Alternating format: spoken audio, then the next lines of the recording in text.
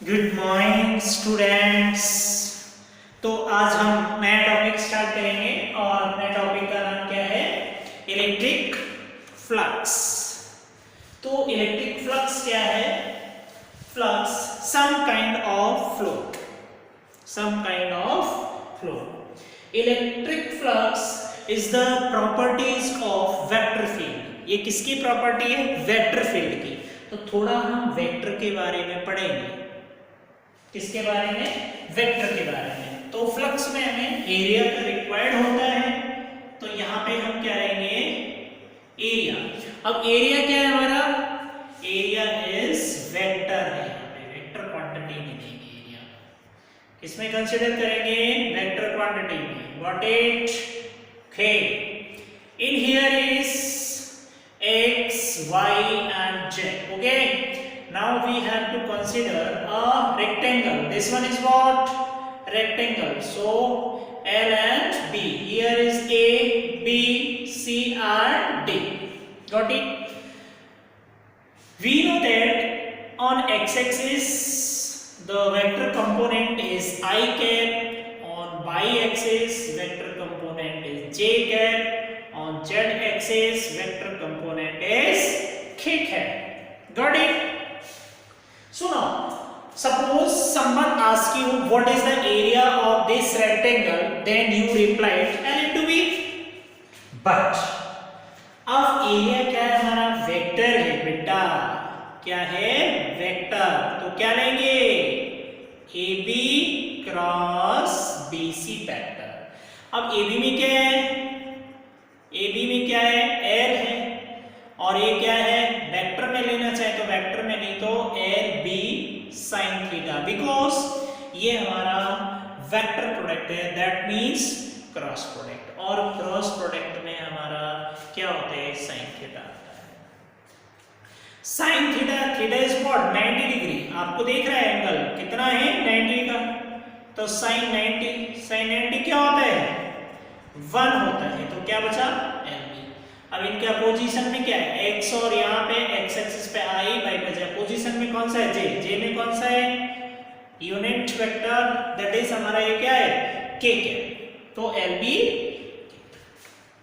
तो यहां से हमें पता चला कि the direction of area vector is perpendicular to plane surface।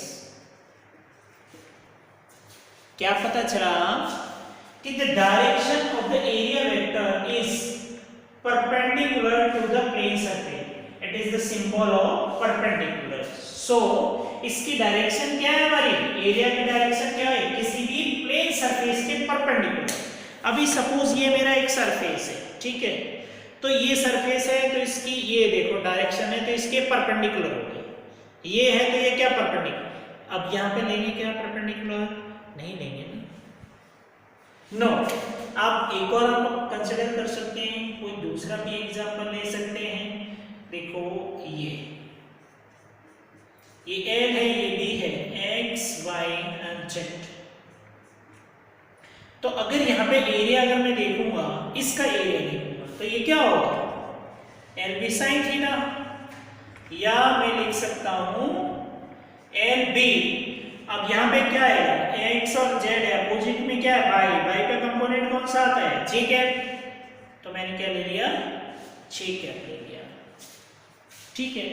तो यहां से मुझे पता चल गया कि जो एरिया है वो, ये अभी मैं फाइंड आउट कर रहा हूं। एरिया वेक्टर वो किसका है? 2D का, 2D सरफेस का। किसका? 2D सरफेस, ठीक है? और ये 2D सरफेस होता है वो हमारा क्या होता है? ओपन सरफेस होता है। क्या होता है? Open surface. अब इसकी डायरेक्शन होगी, both direction consider, both direction consider as well as, यानी आउटवर्ड और इनवर्ड। Inward and outward. देखो बेटा, ये हमारे कोई एक प्लेन सी, ठीक है, यहां से ये देखो, तो ये एक 90 डिग्री है, ठीक है, और इधर भी है, तो एक इनवर्ड, दोनों ही डायरेक्शन को हम क्या करेंगे, कंसीडर करेंगे, ठीक है। लेकिन अगर हम एरिया वेक्टर की बात करते हैं किसकी बेटा, 3D की, 3D में हमारा सरफेस क्या होता है, क्लोज सरफेस। क्लोज सरफेस होगा तो we consider only one direction, only one direction. One direction बोले तो आउटवर्ड, व्हाट एक्चुअली आउटवर्ड। अब 3D में we consider any one of the example. ये देखो हमने क्या कंसिडर कर लिया, एक सिलेंडर, ये क्या है, एक सिलेंडर।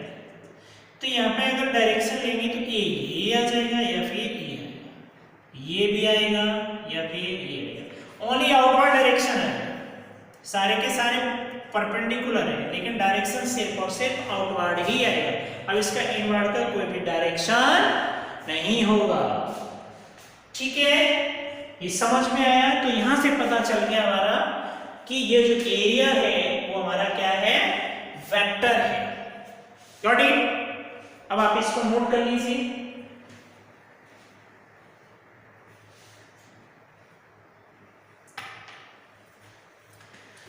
ओके,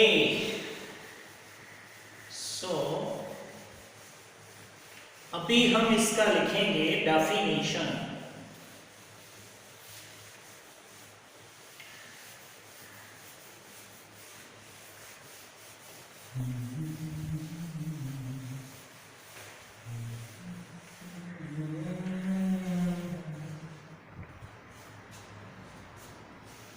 तो इसका डेफिनेशन देखिए, the number of electric field lines are passing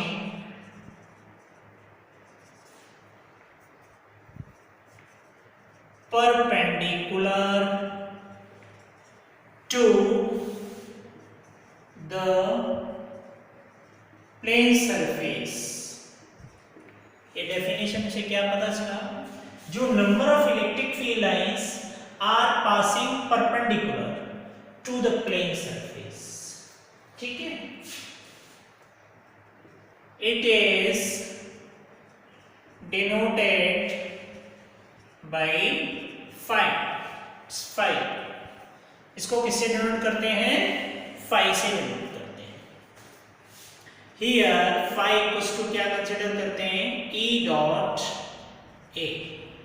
अब देखिए आप यहाँ पे फाई इक्वल्स टू, ये स्केलर प्रोडक्ट है, तो यहाँ क्या आ जाएगा, EA cos थीटा लिख सकते हैं। जैसे आपने पढ़ा था ना, A dot B equals to क्या होता है, AB cos थीटा, से E dot A equals to EA cos theta.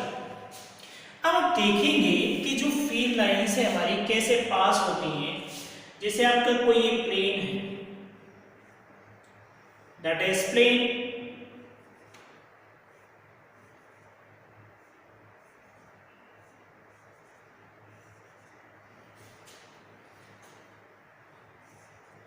तो अब यहाँ पे हमारा जो ये एरिया है, ये प्लेन को लिया आपने, इसमें फील्ड लाइन पास हो रही है, तो यहाँ पे फ्लक्स कितना हो गया, 3।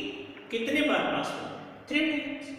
अगर मैं यहाँ पे फील्ड लाइन को बढ़ा दूं, मैंने क्या किया, इलेक्ट्रिक फील्ड लाइंस को क्या कर दिया बेटा, इंक्रीज कर दिया।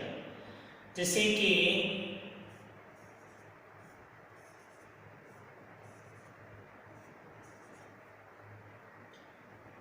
ये सब आपको पता है परपेंडिकुलर होगा, फील्ड लाइंस को बढ़ा दिया, ये इसमें, that means electric field lines increase होगी।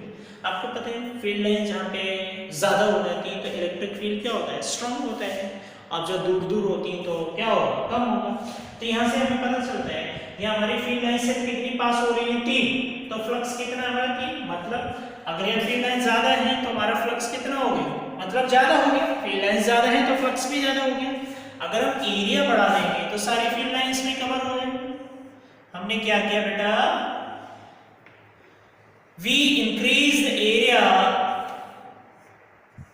then we have to pass more electric field lines on this surface. Got it? तो यहाँ पे हमने क्या कर दिया, एरिया को इंक्रीज कर दिया, प्लेन शीट का एरिया बढ़ गया तो कितना हो गया 1 2 3 4 5 6, ये देखिए फ्लक्स 6। तो यहाँ से आप समझिए कि जो नंबर ऑफ फील्ड लाइंस जो भी पास होगी किसी भी प्लेन शीट में, जितनी ज्यादा होगी उतना ज्यादा हमारा फ्लक्स होगा। तो एक चीज तो हमें यहाँ से ये समझ में आई कि जो number of electric field lines जो पास हो रही हैं, तो ये जो हमारा फ्लक्स है जो फाई है वो डायरेक्टली प्रोपोर्शनल टू ई, देखिए। और किस पर डिपेंड कर रहा है हमारा, अगर एरिया इंक्रीज कर रहे हैं तो भी उस पे directly proportional to A, that is the electric flux is directly proportional to the field lines, electric field lines and directly proportional to the area. जो प्लेन का हमारा एरिया है उस पे डिपेंड कर रहा है कि उसका एरिया क्या है। Got it? आप इसको नोट कर लीजिए, फिर मैं आपको बताता हूं। अच्छे से समझिए भाई।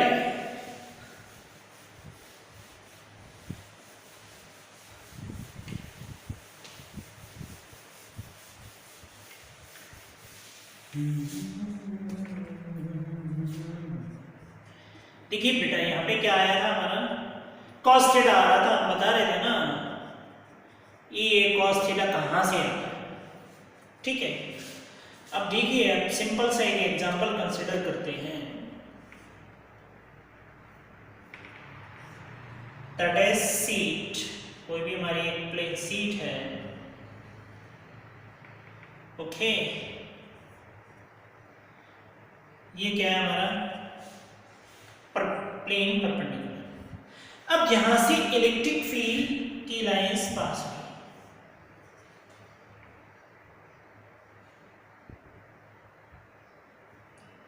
तो ये क्या बना रही है हमारा, एंगल बना रही है। क्या बना रही है, एंगल बना रही है। तो अब जब ये एंगल बनाएगी तो आप देखिए ये जो है वो आपको क्या दिख रहा है, क्या आ जाएगा ये e cos थीटा, और ये क्या आएगा बेटा e sin थीटा, यस और नॉट। अब मैंने आपको बताया था कि ये मेरी प्लेन सीट है। अब यहाँ पे ये एरिया है, तो ये एरिया क्या है, परपेंडिकुलर है। क्या है, परपेंडिकुलर। तो परपेंडिकुलर है तो वहां पे हमारा फ्लक्स होगा जब एरिया पास होगा, स्टार्टिंग में मैंने बताया, ठीक है। अब यहाँ पे फील्ड लाइंस जो हैं, अगर यहाँ पे ये देखेंगे तो ये क्या होगा, यहाँ पे तो परपेंडिकुलर है नहीं है, तो ये e cos थीटा हो रहा है इस पे। ये देखो ये फील्ड लाइन, ये क्या हो गया हमारा, ये प्लेन सीट है, इस पे e cos थीटा यहाँ से ये आ रहा है, और ये क्या है, ये तो परपेंडिकुलर नहीं है ना हमारा, तो इसीलिए किसको कंसिडर करते हैं, e cos थीटा। तो यहाँ पे a तो हमारा था e, और यहाँ पे आ गया e cos theta, that is flux phi equals to EA cos of theta.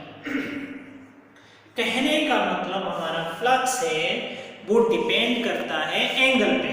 Suppose ये मेरी प्लेन सीट है, इस प्लेन सीट पे बहुत सारी नंबर ऑफ फील्ड लाइंस आ रही हैं, पास हो रही हैं, ये सीधी सीधी आ रही है, इसमें एंटर होती जा रही है।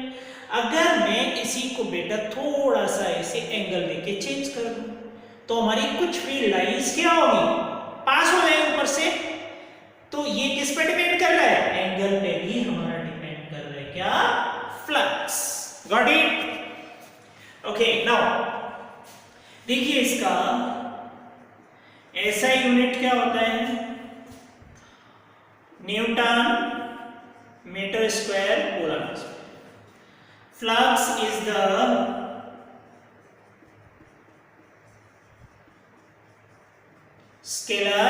क्वांटिटी,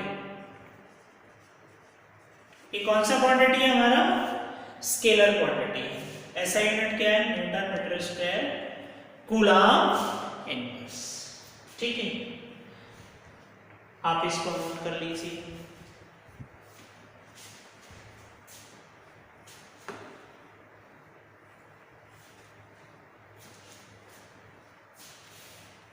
हो गया?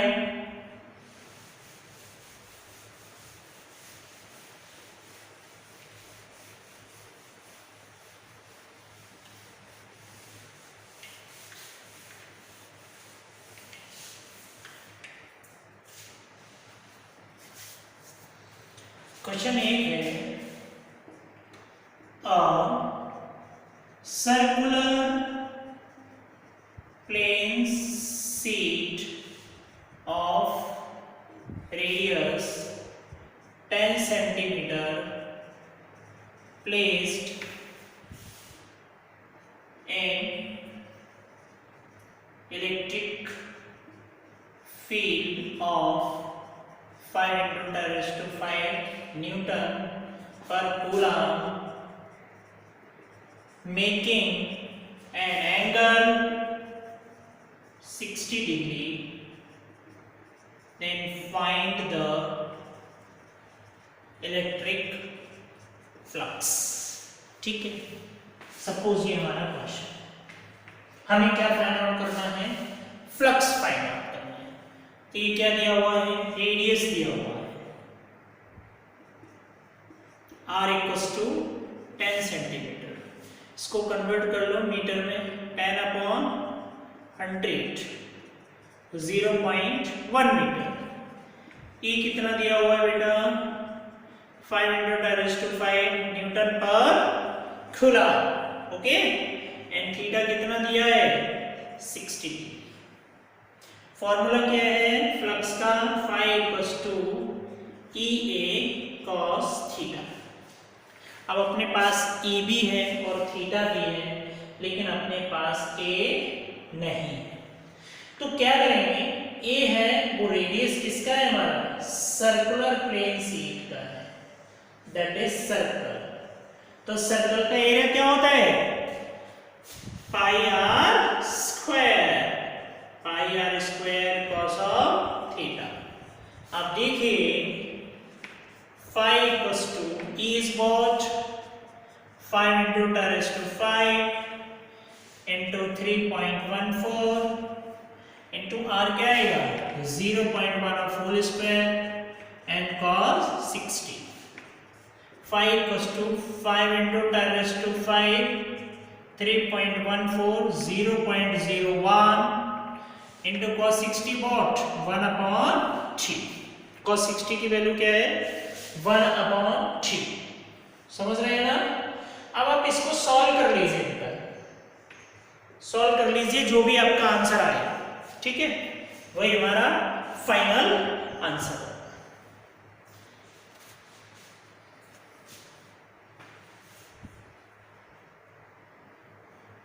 रिपोर्ट कर दूं? Okay,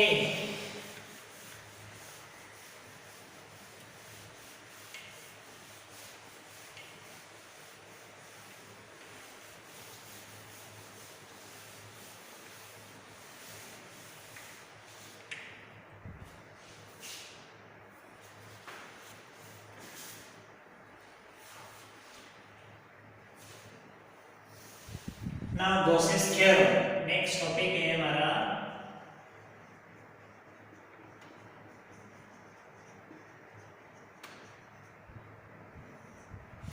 Gauss's theorem.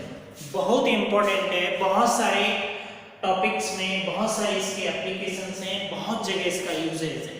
It is very important, ठीक है, एग्जाम में भी आता है, एग्जाम में खासकर ये पूछा जाता है। तो आप कंसिडर कर लेते हैं, हम गॉसेस थ्योरम को फाइंड आउट करना है। सपोज ये कोई हमारे स्फीयर है, यहाँ हमने ले लिया पॉजिटिव चार्ज, सेंटर पे O है, अब यहाँ पे इलेक्ट्रिक फील्ड इस स्फीयर पे किधर भी आप कंसिडर करो बेटा, हर जगह everywhere electric field should be same. अगर यहाँ देखेंगे ये पॉइंट हमने सपोज कंसिडर किया, ये कोई पॉइंट है सपोज, तो यहाँ पे इलेक्ट्रिक फील्ड हमारा सेम होगा और इस इलेक्ट्रिक फील्ड की डायरेक्शन जो होगी वो आउटवर्ड होगी। डायरेक्शन आउटवर्ड क्यों होगी? क्योंकि आपको पता है पॉजिटिव चार्ज से इलेक्ट्रिक फील्ड की डायरेक्शन आउटवर्ड होती है। Got it?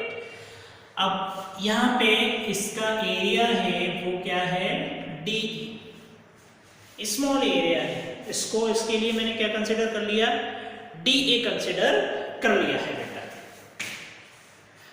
एंड इसका जो रेडियस है,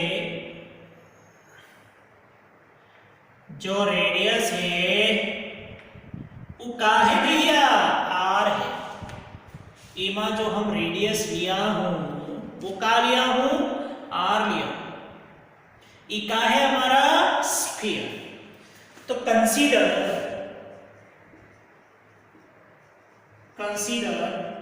a point charge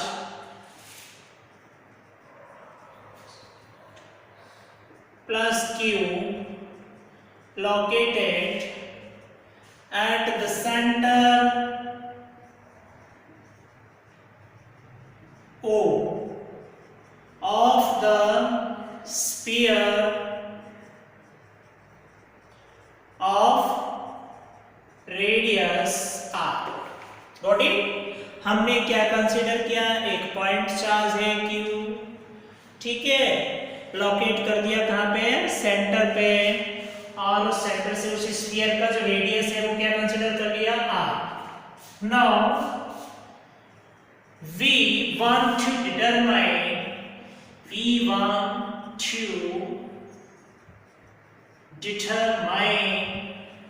the total electric flux linked with the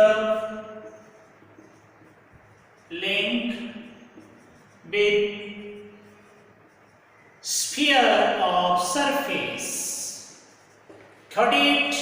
हमको क्या फाइंड आउट करना है भैया, हमको फाइंड आउट करना है टोटल इलेक्ट्रिक फ्लक्स जो कि स्फीयर के साथ में हमारा लिंक है। तो देखिए भैया हम फाइंड आउट कर लेते हैं, क्या लेंगे, according to electric flux, according to electric flux क्या है, electric flux that is phi equals to integration लिख सकते हैं।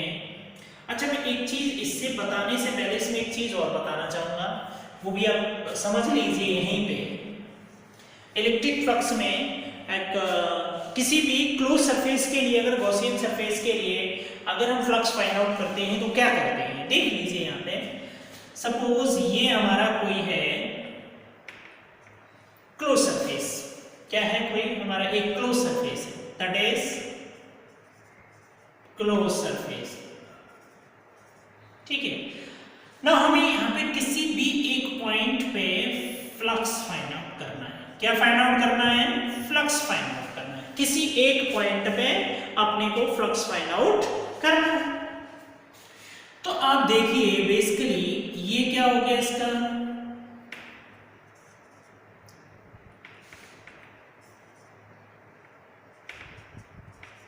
अब देखो ये क्लोज सरफेस ले रहे हैं, उसका कोई भी गॉसियन सरफेस का शेप साइज कुछ नहीं होता है, उससे कुछ फर्क नहीं है, कैसा भी शेप साइज हो सकता है। आप बोलो सर आपने क्या टेढ़ा मेढ़ा कुछ भी ले लिया, ठीक है।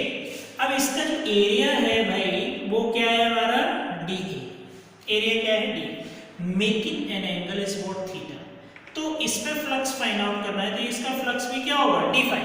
किसी भी छोटी चीज के लिए, कोई भी स्मॉल रीजन के लिए अगर फाइंड आउट करना है, क्योंकि पूरे का फाइंड आउट करेंगे तो इसका इंटीग्रेशन लेके फाइंड आउट हो जाएगा पूरा क्लोज सरफेस के लिए। पहले एक इसके छोटे का फाइंड आउट कर लेते हैं, ठीक है। तो क्या होगा, यहां पे देखेंगे आप डी फाई इक्वल्स टू, ये क्या होगा, E इंटू में डी ए। Got it? वही जैसा कि हमारा फ्लक्स का डेफिनेशन है। अब बेटा आप बताइए, ये जो डी है डेरिवेशन है, इधर कन्वर्ट होके किस में हो गया? इंटीग्रेशन में। तो ये flux phi equals to integration E T A. इस सरफेस है, ये सिर्फ किसके लिए है? ओपन सरफेस के लिए, ओपन सरफेस के लिए। अगर इसी को लिखना चाहेंगे, यही हमारा क्लोज सरफेस के लिए, तो इंटीग्रेशन में इस तरह से, ये क्या हो गया? क्लोज सरफेस के लिए E इंटू में डी। ये भी बहुत महत्वपूर्ण है, ये इलेक्ट्रिक फ्लक्स का ही पार्ट है, बट हमने डिस्कस किया है कि we use in Gauss's theorem. तो आप इसको भी समझ गए ना, इसको साइड में कहीं नोट कर लीजिए, ठीक है? फिर इसका यूज हम इधर करेंगे भी गॉसेस थ्योरम में, नोट करिए इसको।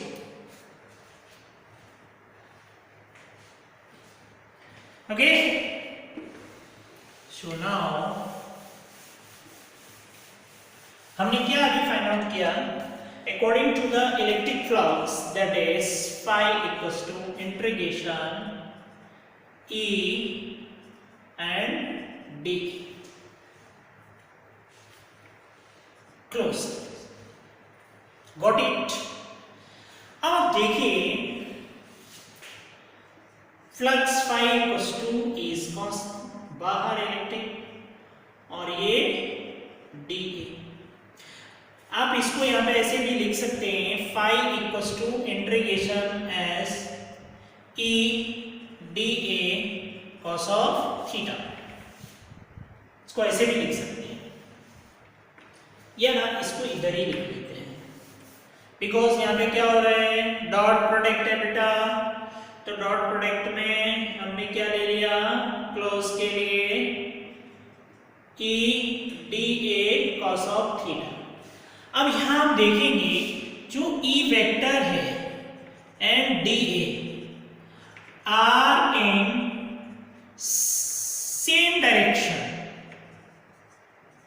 दोनों के दोनों कौन सी डायरेक्शन में है? सेम डायरेक्शन में। भैया देखो, ये ई है जिस डायरेक्शन में, तो यहाँ पे थीटा क्या हो जाएगा?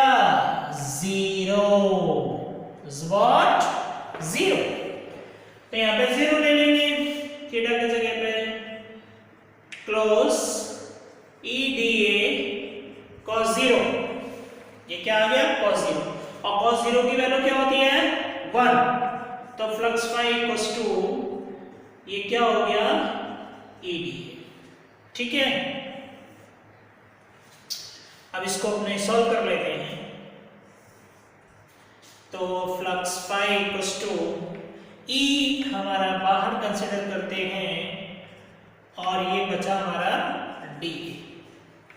अब देखो, एरिया हमारा स्फीयर का क्या होता है? Area of sphere is what? 4 pi r square. अब देखो, स्फीयर का एरिया क्या होगा? आप देखेंगे, पूरे स्फीयर का जो एरिया है वो क्या है? 4 पाई आर स्क्वायर। और इलेक्ट्रिक फील्ड क्या होता है? 1/4 पाई एप्सिलॉन नॉट और क्यू अपॉन आर स्क्वायर। देखो, क्यू हमारा चार्ज है, और ये दोनों वैल्यू यहाँ रख देते हैं। तो ई का वैल्यू कितना है? 1/4 pi epsilon naught q by r square. और ये पूरे का एरिया है स्फीयर का, वो क्या है? 4 पाई आर स्क्वायर। तो देखो, 4 पाई से 4 पाई कट गया, आर स्क्वायर से आर स्क्वायर कट गया। That means flux phi equals to q upon epsilon naught. ये देखिए, ये आ गया फ्लक्स का phi equals to q upon epsilon. Note कर लीजिए इसको, फिर इसकी मैं डेफिनेशन लिखा देता हूं।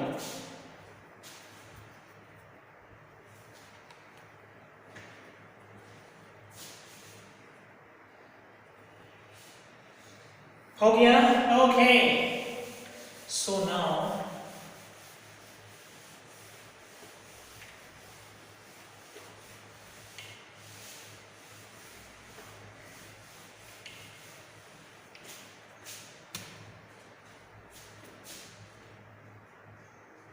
total electric flux associated with any closed surface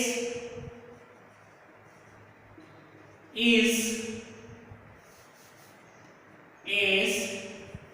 equal to the